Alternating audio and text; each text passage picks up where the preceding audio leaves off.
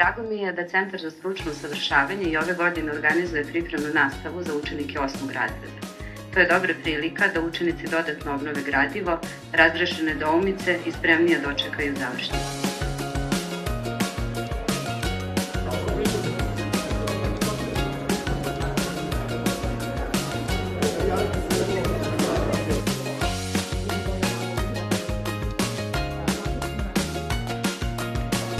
Svi misle da je matematika teška, ali mi smo tu da dokažemo da to nije tačno.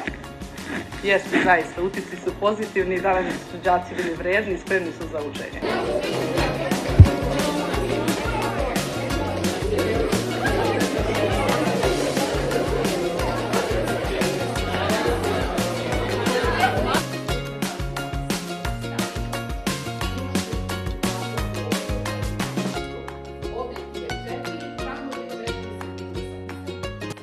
Pripremna nastava za završni ispit počela je i ove godine u Centru za stručno usavršavanje grada Kraljeva.